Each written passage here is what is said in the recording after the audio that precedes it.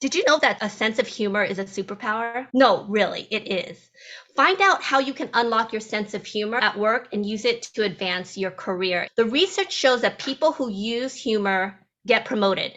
They make more money, are more productive, and enjoy their work more. So, done correctly, and I stress done correctly because it can be done incorrectly.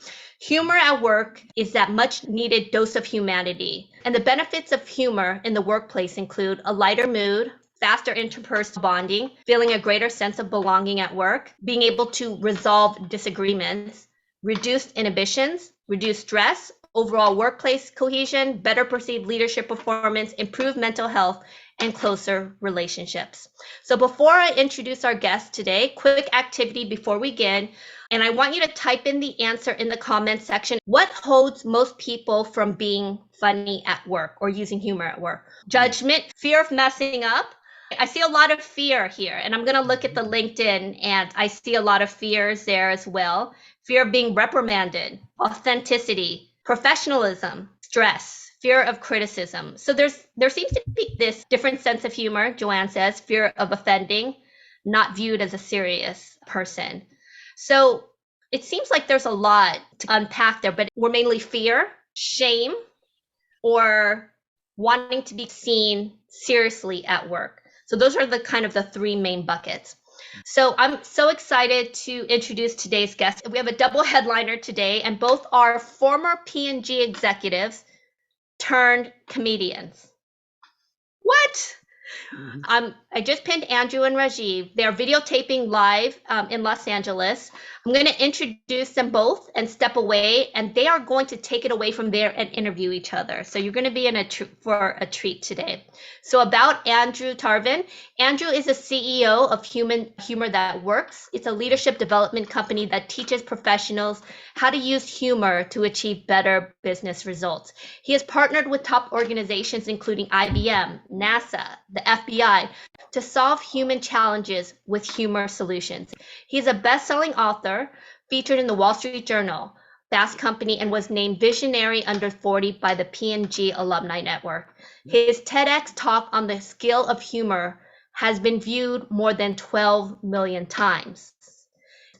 Rajiv Satyal is a Los Angeles-based comedian and host of the series What Do You Bring to the Table? He also has some interesting claims to fame, including opening for the Indian Prime Minister Narendra Modi in front of 17,000 people. He made the massively viral I Am India video, which I posted on LinkedIn today, which has been seen 50 million times, and he's opened up for comedians such as Russell Peters, Joe Coy, and Sebastian Maniscalco. Rajiv has been featured on NBC, NPR, Nickelodeon, FX, Netflix, the New York Times, the Wall Street Journal, Variety, Ad Age, and he has co-created the world touring Make Chai, Not War. He is a Hindu Muslim. That's a combination. Drum roll, everyone. Drew and Rajiv. Hello. Excellent. Thank you so much for the warm introduction, Lan. Thank you all for joining us as well. We're really excited to be chatting with you. I will tell you that I'm sitting right next to a very funny human, very kind person, and also a mentor of mine. We'll talk a little more about this idea of how two P&Gers went into stand-up comedy and how we got there. But to kick things off a little bit, I love seeing where people are coming in from. I also love seeing the fear.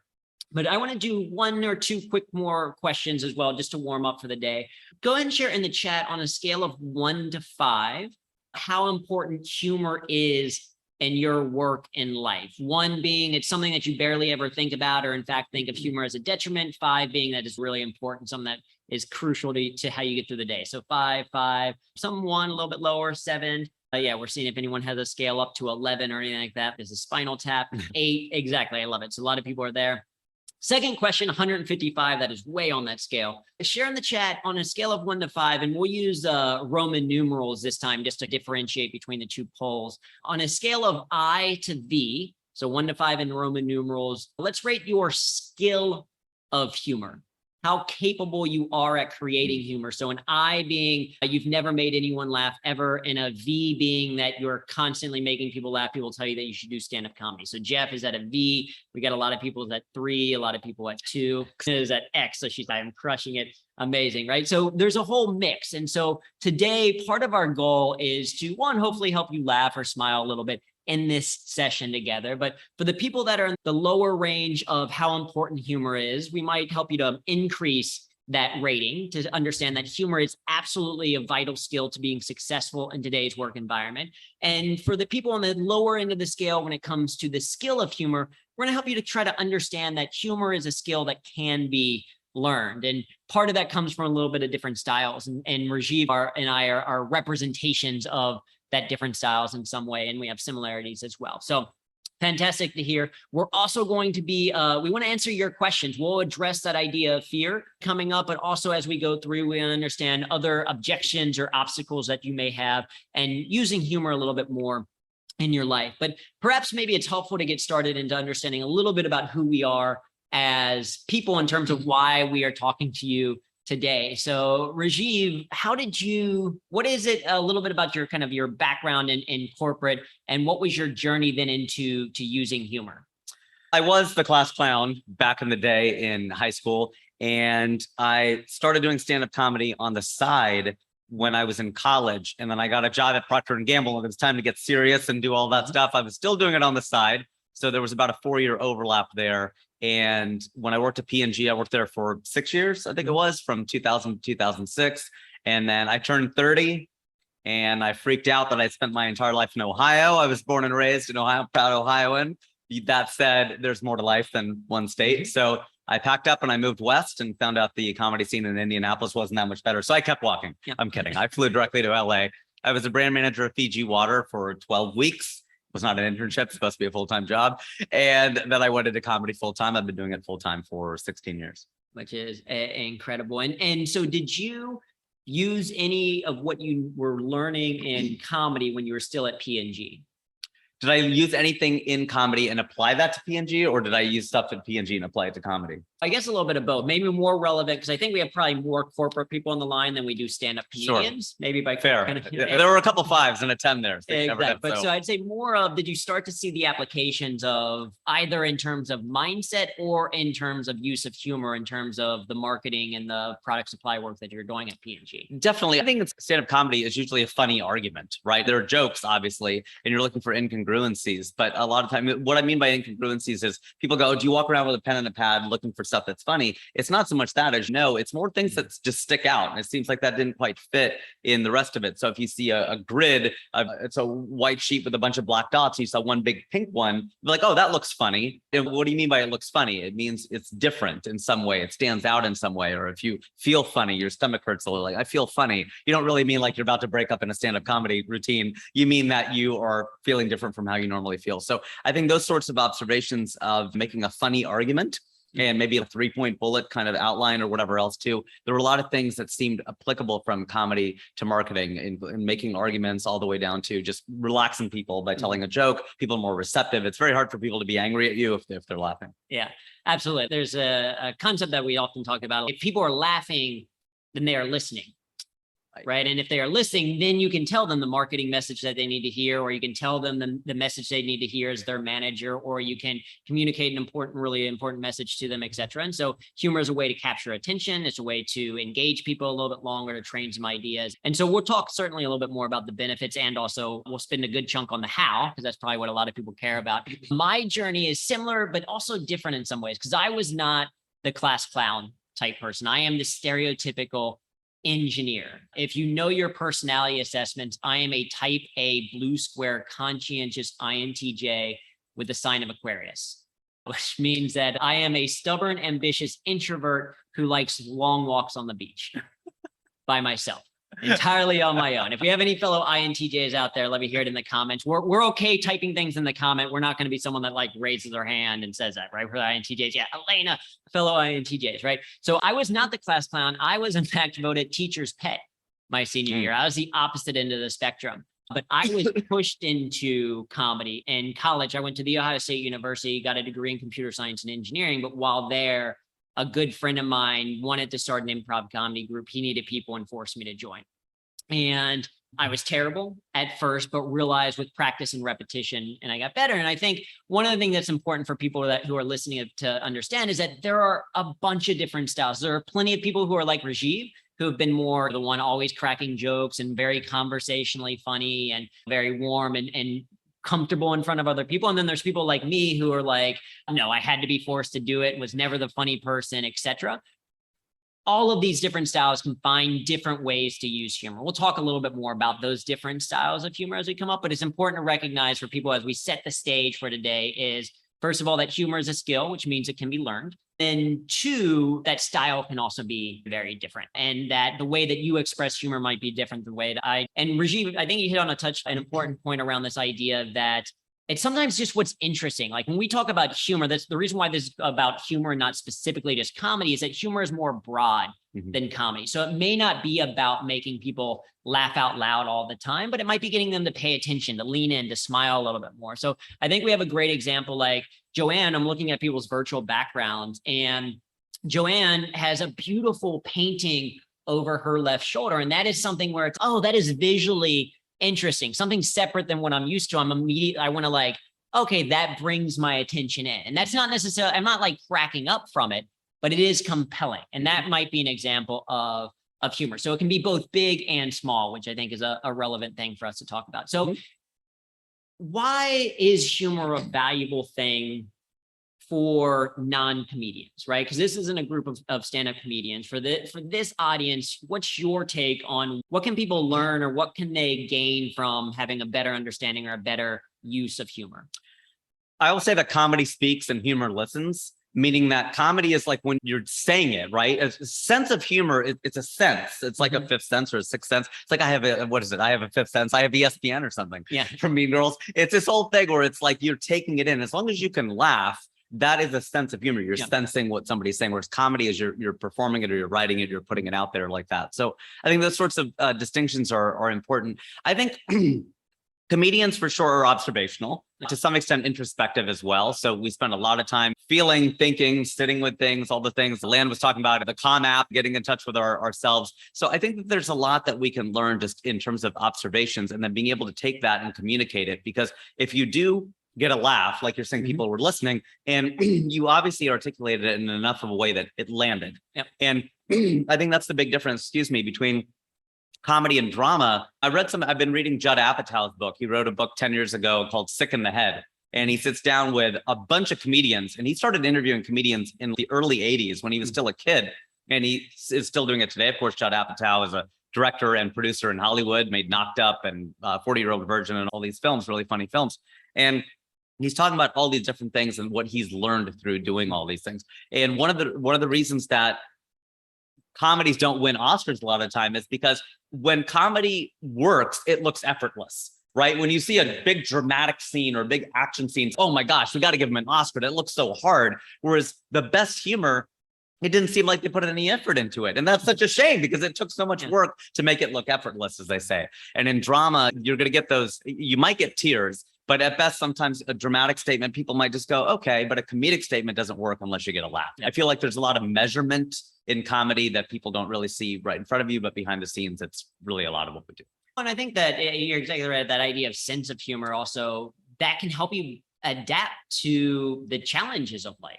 That's part of what I think for me, I personally have gained from using humor is this idea that a situation can occur and it doesn't quite control me. It helps to improve my perspective. And I think I'd be curious to hear people's response to this question, because a lot of times people are like, okay, I don't want to use humor because we already saw, I might not be seen as professional, or as there's a fear of what other people are going to think.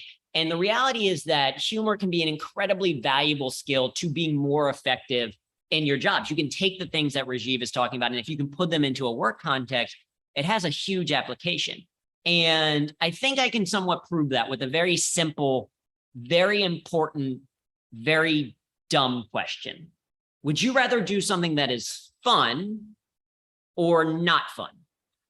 99.9% of the people say fun. The people that we work with say fun. So it stands to reason then, if you were to say make your emails just a little bit more fun, would people be more likely to respond to them? Or if you were to make your meetings just a little bit more fun, would people be more likely to attend? Or if you're to make your own work just a little bit more fun, would you be more engaged in it? And the research shows us the answer is yes. We have on our website, Humor That Works, we have more than 30 benefits backed by research, case studies, real world examples. So if you want to read through the peer reviewed articles and the studies and the things that they've done, you absolutely can. But just know that simple, important, dumb question holds true for a lot of people. And so if you can start to intentionally add a little bit more fun, a little bit more levity, a little bit more humor, you're going to see these tremendous benefits. Now, a lot of what people said is in terms of the thing that's preventing people from using humor is a little bit around fear. So I want to make sure that we cover that, because people aren't necessarily afraid of having fun. They're like, oh, I'm going to have so much fun, I'm going to explode. No, that's not that. There are some dangers to humor. So go ahead and share in the chat, what are some of the dangers or what are some of the risks to using humor?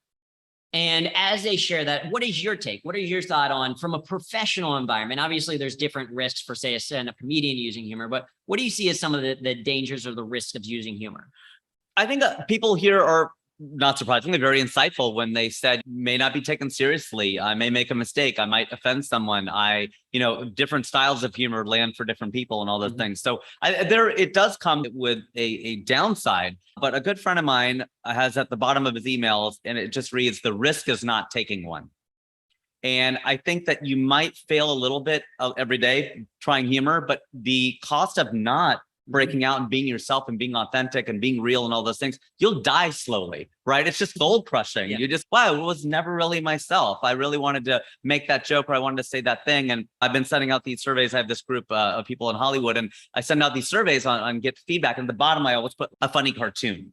So even though those aren't my own cartoons, my own jokes, I make the questions funny, but at the very end, there's a funny cartoon. And our 9th grade algebra teacher used to do that as well. And it was you always look forward to it. So I think that there's this idea, and I know you've talked a lot about this too. It's one of your tips in your books, which is that you don't necessarily have to be a stand-up comic to be funny. You can start gathering these memes and these sorts of cartoons and include that in your emails or whatever else. And one thing I learned, because I got in trouble a little bit at P&G for just joking around too much, not surprisingly. And one of my bosses said to me, look how the director does it. And he was a really funny guy. He opens with a joke and he closes with a joke. But during the meeting, he's pretty serious.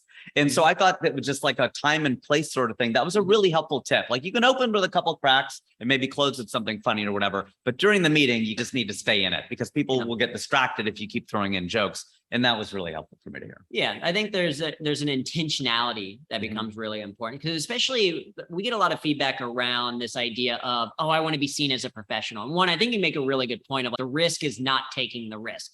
It's okay. The trade-off of being like, I'm always super professional in the workplace is that you become a robot and you hate 8 hours of every single day that you have to go into the workplace. That does not seem like the trade-off to just because you're the slight fear of how it's going to be taken. And a lot of it comes down to the intentionality, but at least for us, the client work that we do at Humor That Works, we have some pretty serious clients. We've worked with the United Nations, with the FBI, with the Red Cross, with emergency first responders, et cetera, people that you would not mistake for goofing around on the job. Right. And exactly to your point, it's not to say everything should be humor related, but it's understanding the intention to what you want to achieve with that humor. And what we found is especially with some of the work that we're doing with the Red Cross, a gentleman there named Pablo Suarez, who we were working with, he was saying in what he does like disaster preparedness training. So what to do in case there's a flood in this particular area, or what you should do if there's a long-term drought, et cetera. He said, in my scenario, boredom has very serious consequences. If people aren't paying attention to my message about what to do in case there's a flood, and then there's a flood, they might die because they were so bored listening to this message. And so if what you are communicating is important, or if what you are doing is in your role or in your life is important, then you would use any available tool that you have to be more effective at communicating that idea or executing that idea, of which humor is one. Exactly to your point, not all the time, right, but in certain scenarios. And so I think that the risk is certainly higher to not do it at all.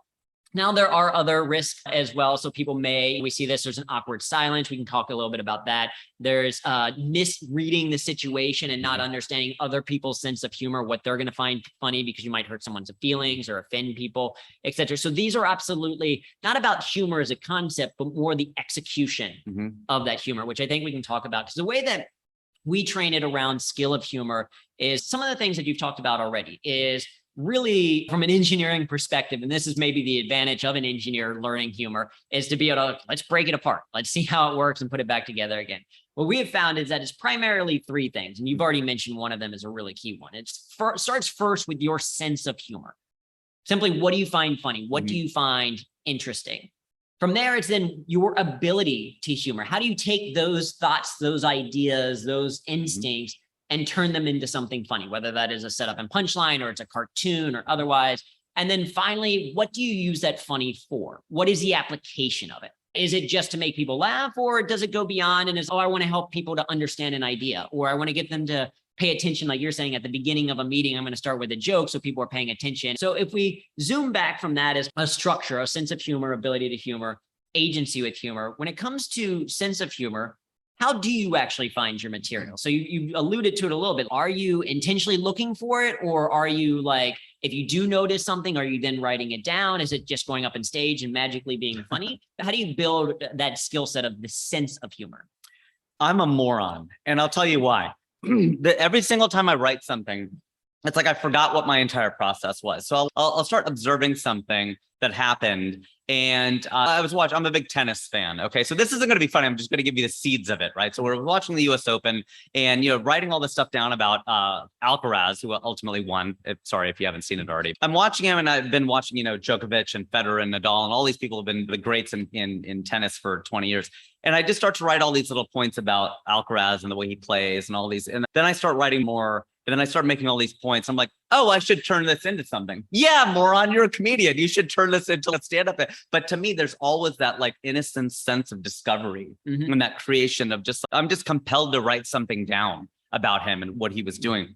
And so again, like I said, that it's not intended to be funny. It was just the seeds of an idea, but I have all these notes about him. I'm like, what am I supposed to turn this into now? And I keep coming back to this idea of just starting all over from the beginning.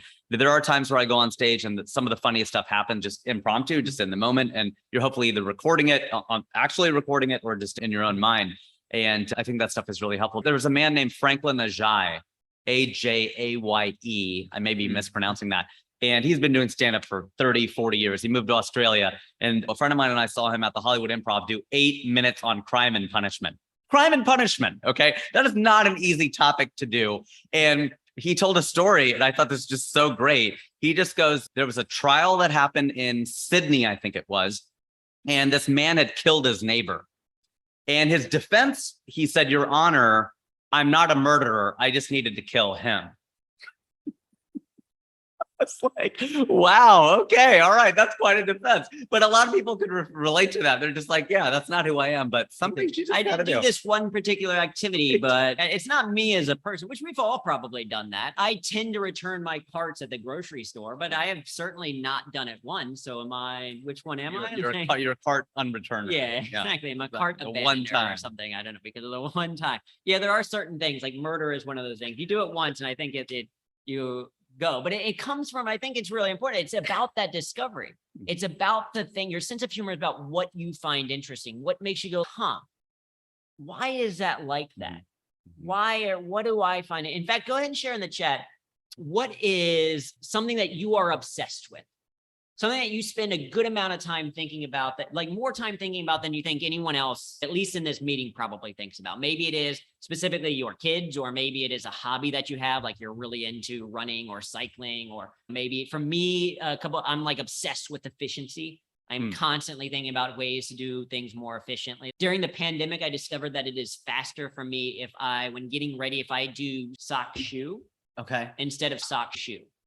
You know so it's faster to go that way. Yeah, it's faster to do 1 foot first, sock and then shoe, than it is to do the sock and then the sock or whatever. And so I timed it to the point. So I'm obsessed with that kind of thing. How do you balance it in the winter when you just want to get warm feet, though? You go maybe more efficient. It trumps everything. Efficiency trumps even warmth. I think comfort even. True engineer. That's been the end of a lot of my relationships, I think, is efficiency has trumped warmth, and a lot of, which is good though. I married a German. My wife is German. She is the first German person I've ever dated. It's the most efficient relationship I've ever been in. So I think it actually works out in those scenarios. So people think about food. I think about dogs a lot. Cooking, food, transformation, speaking confidently. Like these things that are your obsessions or your opinions, they can become the source of humor. They can become the thing that then you start to share because you're like, oh, why is it this way? I can explore that a little bit more. So you can take your sense of humor and turn it into ability humor. But what's interesting, as you mentioned this, is we've found that if you take these kind of three components, sense of humor, ability to humor, and agency with humor, depending on how you apply them, it actually translates into what we consider 7 primary ways for you to express your humor in the workplace, 7 humor personas, if you will. And for the people that have a really strong sense of humor that are constantly laughing and smiling, we consider those to be like enthusiasts. That's a tremendous, even if you do no other form of humor than to be enthusiastic and smiling at other people, that can be a tremendous way to bring humor more into the workplace. For the people who are on the Zoom call that have their videos on, that are nodding along, smiling a little bit. So Will is doing it right now. I appreciate it. Deanne has been cracking up. It's been beautiful. Like, that is incredibly warming for us as speakers. They're adding to this event right now because of their positivity, because of their enthusiasm, because of their appreciation. You could stop at no other form and still be a tremendous source of joy for a lot of people in the workplace. So that's one form, enthusiast. And then curation is another one that you mentioned. Another great way to get into using humor more in your work without having to be the quote unquote funny one is to curate the humor of others, whether that is through a cartoon or a meme that you found or a quotation.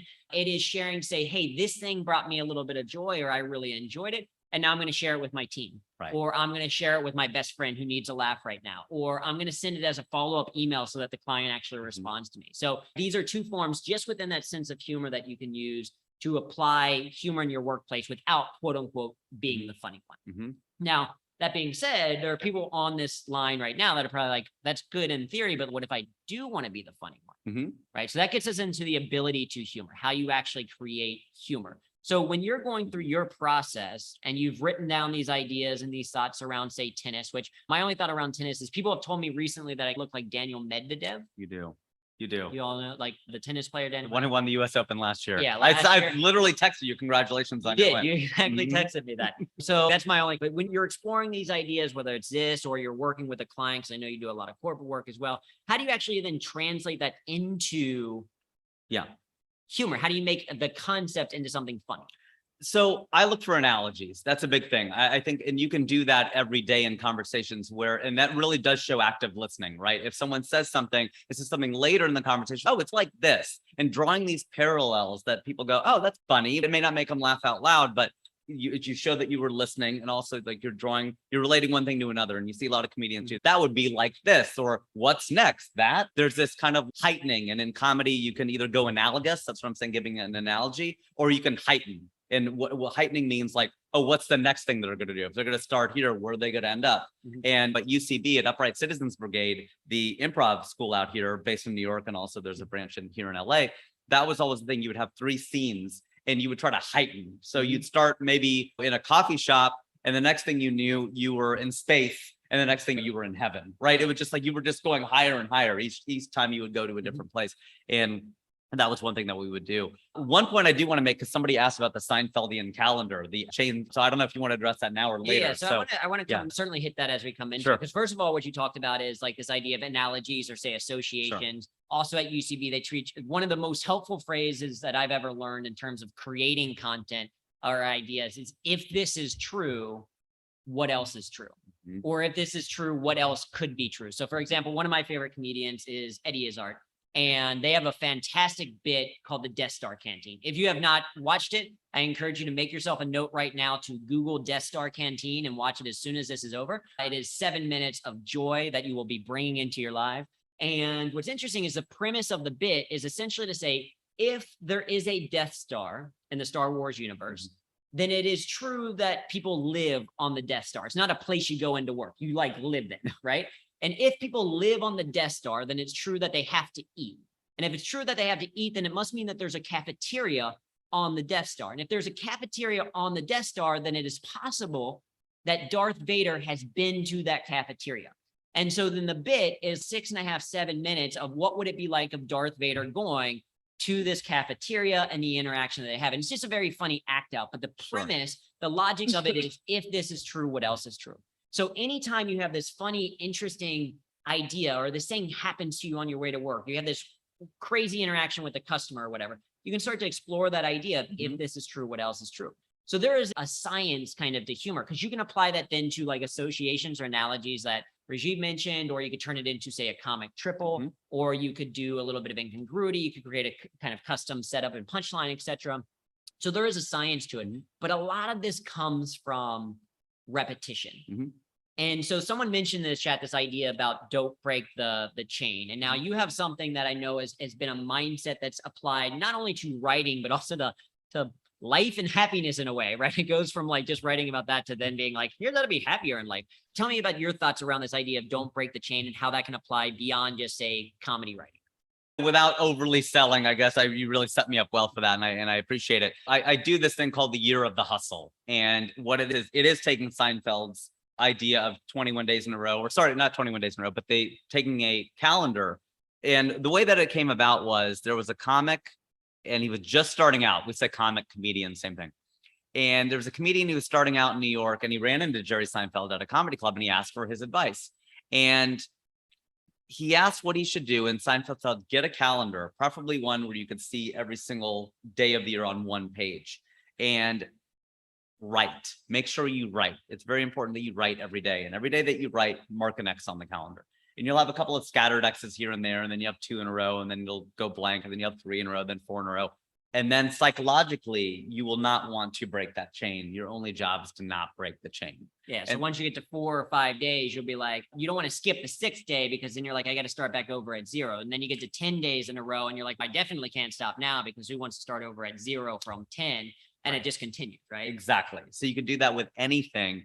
And what I did is I said, okay, why don't I go ahead and take 12 different behaviors? Because this is what's hard with New Year's resolutions, right? You miss a day and then you get upset, whatever. And I thought, okay, let me take the easiest thing first, and I'll start in January. And for 30, because it takes 21 days to form a habit, although I think the other day you quoted it might be 73 days. It might be more than 21. But at any rate, you get it going. And in January, you say, okay, you know what? I'm going to meditate every day. I'm going to do it for 5 minutes a day with the Calm app. And you will be able to do that every day. Mark an X for every single day, January 1st through 31st. And then in February, you say, okay, you know what? I want to start drinking a lot more water. I want to drink more milliliters, if you're in Canada, more ounces of water every single day. And then you add that in February. You don't stop meditating, because then that would defeat the purpose. You are now this person who meditates and drinks a lot of water. Then you go, I need to eat greens every day. I'm going to add that. I need to write every day. I'm going to add that. And so by the end of the year, you are, in theory, this transformed person who's doing all of these different behaviors. And to me, that was really effective. I'm 7 years in a row without missing a day of any of these things that I do. And I don't know, like 12 different behaviors, maybe it's up to 15 now over the course of several years. And it's writing, and it's reading certain articles, and it's whatever it is. So I could expand on that at another time, but it is this idea of very much who I think Lan asked the question about the Seinfeldian calendar. It's part and parcel of what I do. It's about creating a habit, right? Yes. It's about the repetition and the iteration of it. And I think this is why there's a lot of surprise sometimes of, wait, how did 2 engineers become comedians? There's a lot of similarities, because comedy is very much iterative in terms of, you don't always know what's going to work. You got to get it out there, test it, and then you refine it. So there's also a lot of logic and humor, but it's that repetition of things, that creation. And so it can apply, if you can develop that habit, whether it's about writing, or later it's about meditation, or it's about something else, it becomes, oh, this is just something that I do. What's really interesting from a humor perspective, the reason why humor can also be such a valuable skill to learn is that through that repetition, it starts to change how you see the world, because it's not that funny things happen to funny people. It's that funny people see the things that happen to them in a funny way. And there's a equation in comedy that we sometimes talk about that says comedy equals tragedy plus time, right? And the context of that is that if something tragic happens, after enough time has elapsed, we can start to find the comedy within it, right? So this is why I can joke about how awkward I was in high school, because it's like, it's enough time has elapsed. I'm not quite that awkward anymore, and I can make jokes about it. But in college, I did not want to talk about me in high school because it was too awkward to talk about being awkward. But right, enough time has elapsed. But what's interesting is there's an interesting correlation, I think, to that, or corollary, if you will, mathematics term, is that if you can take something that happens to you and find the comedy in it, it removes, or at least eases, that sense of tragedy. It says that even in the face of adversity, this thing happening, at least it's not going to control me, or at least it's not going to rob me of the ability to find joy or to find humor in a situation. And that's partially one of the benefits to being able to have this skill set of humor, in addition to improving your communication skills, or in addition to building better rapport with people and building stronger relationships. Part of it is it helps you to manage the ups and downs of life a little bit better when you can have humor and humility in that particular situation. So that leads us a little bit into our final Could I say section. one other Yes. thing about that? I think that's what people mean by that's what they want in a life partner is a sense of humor. Is they want less frustration. When I'm trying to put the pants on my 14-month-old child and his legs are kicking all over the place, if you saw that in a movie, you would laugh. But it's happening to you and you got to get ready for work. It's not so funny, but it is funny. And that's the thing, is just not getting frustrated, not just losing your mind, just enjoying that moment. And somebody had written something about that. Like, I have dirty dishes. That means I have food, right? I have a dirty house. That means I have people who live in it and I'm doing things. I'm sweaty. That means I had activity. It's just like you said, a mindset of going, just don't lose your mind. Just enjoy this and laugh at it, because you're going to laugh at it anyway. You may as well try to laugh now. That's a daily challenge that doesn't come easily, but I think that's my little corollary onto your point. But having the habit of it is where it starts to become a little bit second nature. This is the value of, say, taking an improv class, is you learn yes and is this mindset, and then you get into practicing it as a component. And that's where we can talk about this application piece. And I'd love to make this interaction as we think about the application piece. Go ahead and share in the comments or in the chat a challenge that you're faced with right now, something that is on top of your mind. Maybe it's a presentation that you've got coming up, or it's a stress of dealing with everything out in the world. Maybe it's a meeting that you have to go to a little bit later. Maybe it is getting the pants on, taking them back off this evening, taking them off a little bit later, changing a diaper. What is some type of challenge or thing that you're faced with? And let's see if we can think about how humor might apply to it, because that's what we mean by the application of humor, is not just humor for the sake of humor, saying, okay, let's get out there and have you do stand-up comedy, although it will improve your public speaking skills, but rather, can humor be a part of the solution to some type of problem? That's what we mean by the application component of it. Okay, so Vanessa said, hey, I just got laid off. That's a pretty significant challenge to deal with. And thanks for sharing. That's pretty vulnerable. Obviously, one, thank you for the vulnerability and for sharing that. That's a significant challenge. And the idea around humor isn't to say it's going to magically make everything better. It's not to say that everything is perfect. It's not toxic positivity. That's one of my annoyances as an engineer, that I love so much about this positive psychology movement that I think is fantastic, but some people take it too far and it turns into toxic positivity, where it's like the Lego movie and you have to sing like everything is awesome, even when things are clearly not awesome. It's okay to be frustrated. It's okay to be sad. It is okay to be angry or upset. It's how long is that going to resonate, and what are you going to do to get out of that particular situation? So I think this idea of, okay, just got laid off, difficult challenge. What are some ways that humor could help someone in that scenario? Anything come to mind? What would help you let go of it and just enjoy that moment? And so that's part of the key, is as you think about, okay, what do I want to use humor for? It goes into, what is your purpose for using humor? Is it to relieve some stress? We might say, hey, how would I use humor to help me find a new job, or help me to learn something new? What's your initial take on that? I think it is a coping mechanism with the world. Dave Barry, I'll have to find the quote, but he wrote something about the fact that we're all going to die, and it like how we, like, humor is the way that we deal with this tension. I have to find it, but I think it's social capital. When Naveen, our son, was born, right before he was born, I asked my wife, I'm like, what would you like him to be? When she's like, white. That's not an option, but no, that's not what she said. Okay, that's terrible. She said brave. And I thought that was a really great answer. She goes, I want him to be courageous. I really want him to be brave. And that's a really good one. And she's, what about you? I'm like, I default to smart because we're smart, but funny because it's such social capital, and you can really make light of any situation, even when it's really tough. People, they make jokes in the most awful of situations, but if they do it right, like you said, when done well, when done correctly, gosh, it can really provide some levity at a time where it's just things aren't funny. And we talk about this. I'm a natural born optimist, but I've learned to become a pessimist over the last few years.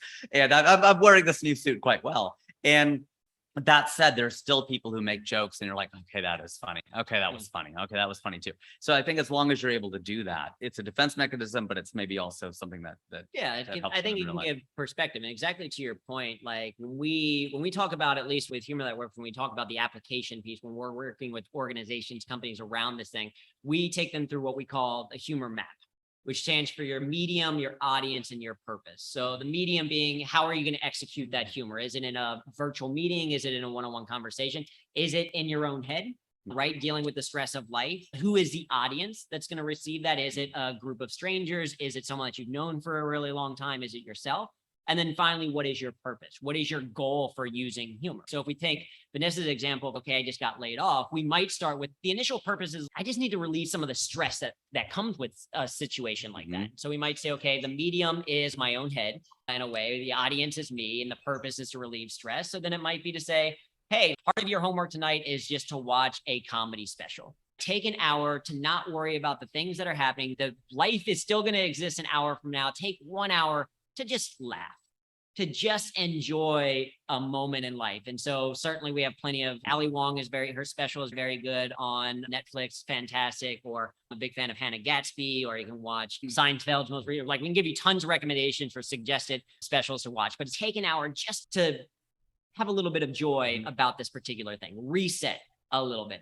And then we might say, okay, the next scenario from there might be to, okay, how can I start to reframe the situation? How can I understand, okay, what went wrong into that particular scenario? So then you might do a writing exercise about this particular experience and then go through it. And then you might say, okay, how can I add humor to, say, networking, right? 70% of jobs are found through networking. So you might need to start doing networking events, but that sounds terrifying to an introvert like myself. So how can I use humor when I'm going to a networking event? And we can step through these different phases and all of applying them to the medium audience purpose. So we have some questions. So I just want to make sure that some of them are asked. One of the questions is for you, Drew, and that is, as an introvert, how do you move past introversion to use humor or just even to speak up? Because I think it's different when you're Rajiv and you're born with the funny bone. But how does it work as an introvert? What are the skills you need to do to become funny? Right. Yeah, it's a great question. And introversion, extroversion has nothing to do with social capability. It's just something that is learned. But if you think about it, if as an introvert, you recharge by being by yourself and reading on your own, etc., then growing up, you're going to be on your own, read, etc. If you're an extrovert and you recharge by being in front of other people, then when your parents had people over, you're going to be out entertaining them and joking. And so by the time you get to adult age, the sheer number of conversations that an extrovert has had is just drastically higher than an introvert has had. So it's not your overall capability. It's probably just practice and repetition. And so my way to getting more comfortable with that was by doing improv. And that is because it sounds terrifying, but for an introvert, an improv class can actually be very helpful because it's a very structured conversation practice that you're getting. It is only you, 8 people with a teacher. Everyone is there to learn. They're probably all going to fail and mess up. So it becomes a safe space to get some of this practice and repetition trying. And you're just learning. You're basically getting these reps of conversation, of yes-anding in the moment, etc. And it starts to build your confidence and to say, oh, that is something that I can do. I can apply this as a particular technique. I can actually try this. And so that's what it was for me, was basically doing improv and being forced. And now the beauty of that is they don't ever really record improv class. So if you mess up terribly, if you are awkward, if you pause for a minute before you respond to something, no one sees it except for this place. And it is much more valuable. And this is true of any type of humor that you're learning, is you want to find spaces that are safe where you can fail. Because you don't want the first time for you to try something new to be in a high stakes scenario. If you're an introvert and you are looking for a job, you don't necessarily want the job fair to be the place that you are, in addition to trying to sell yourself as a person, also learning the skill of networking. No, you want to get that in reps other places. So improv is a super safe place that you can do that. There are also meetup groups. Toastmasters could be another place to do it, but ultimately it becomes a rep thing. From a mindset perspective, I will say that I still don't love networking or those types of things, but I know what they get me to. And my life would be so much more limited without this skill set. And so if you may not ever love networking, or you may not ever love conversation with strangers, but just recognize that some of the things that you want to achieve in life, they likely require interacting with other humans.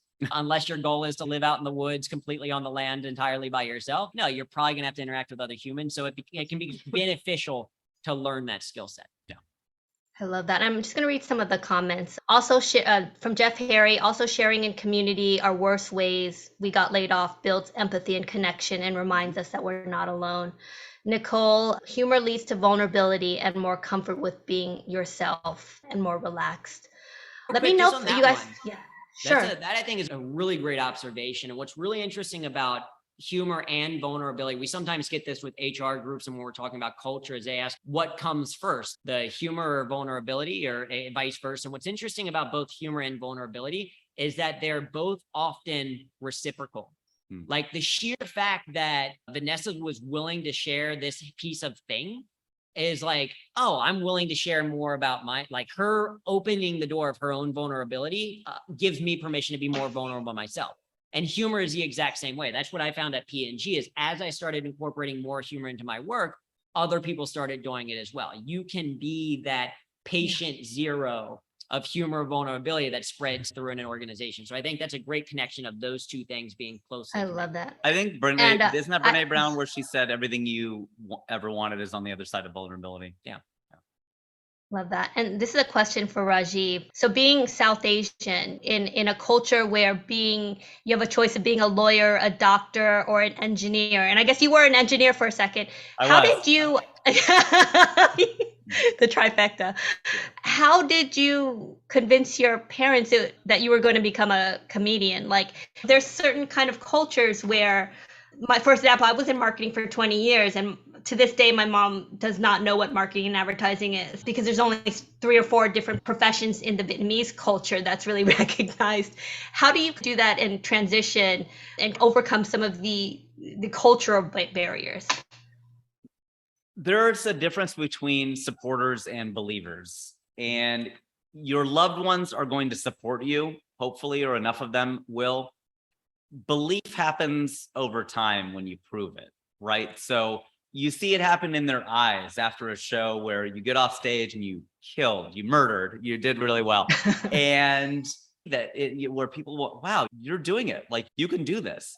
And you have to earn that. They can love you to pieces and you could love them and you could love the audience and all that. But if you're not getting that love back from the audience, if you're not able to demonstrate that this is something I can go do, your parents are going to worry. I'm a parent now. Everyone's, oh, is Naveen going to be a comedian? I'm like, no, he's going to be a doctor. And they must have been so proud of you when your I Am Indian skit went viral. That was amazing. Yeah, thank you. I mean, I think that really put the highest compliment I can get is when I got parents writing to me, hey, we came to the United States, we came to Canada, and we're Indian. I've been trying to raise my kids Indian, but they don't want to do it. And then they saw your video and then they were proud to be Indian. And I'm like, wow, that's what every artist wants. That's what every creator wants. That's beyond entertainment. Then you're really getting to love and art and all the things. And to me, that was like, there are people who do things their entire lives and they never have something that meaningful that connects with people. They could be very commercially successful. And I'll take that too. I don't quite have the level I'd like it, but I think that having that meaning and that connection is invaluable. So I think appreciate the question. Closing up, what's maybe this ties into what you're going to say, Drew, because we're almost at the end. What's the one piece of advice that you want to leave for the folks who are on this call or watching this via live stream? The one tip or thing you want them to take away from this call? Each of you, we'll start with Drew. Yeah. It's a great question. It does tie in somewhat to what I was going to talk about is the biggest strategy. There's a lot of things that you can do. So we have a bunch of free resources on our website.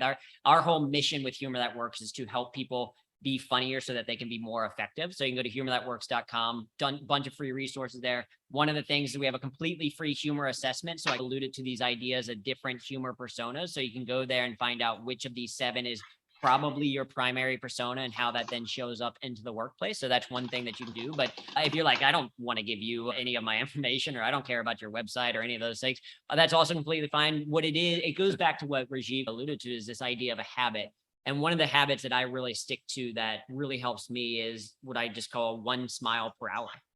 How can I try to drive at least 1 smile every hour of the day, whether that's a smile on my own face by watching something funny when I'm stressed out, or if I'm going into the meeting, what's one humor thing that I can do to bring a smile to the people of the face around me? Or if it's me with my own daughter at home, what can I do to make sure that she's having a good time? It's simply, what is one thing that I can do each hour of the day that brings a smile to my face? Because it does start to develop that habit. And a little bit to what Rajiv was saying in his answer is the reality is that if you look at my TEDx talk, there are a bunch of really positive comments on how people like it.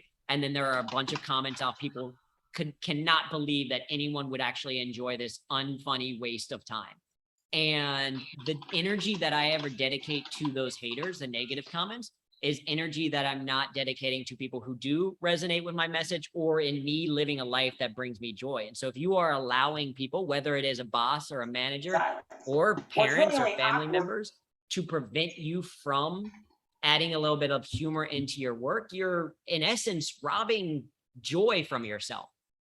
You are allowing the perceptions of other people to rob you of enjoying your life a little bit more. And so I would say make that choice to use it. And it can start with a simple habit like 1 mile per hour. Yeah. Love it. And how about you, Rajiv? Oh, one for me. One for me. Oh, yeah. I was just so caught up in what Drew was saying. I was like, yep, I love that. That's great. I don't know. You can follow my Instagram. I don't know what else you could do. I'll leave you with a joke. Okay. Superman's favorite joke. Batman walks into a bar because he can't fly. That was horrible. Yeah, it's a dad joke. It's a dad joke. It's a dad joke. Yeah. Thank you so much. That was amazing. You've inspired so many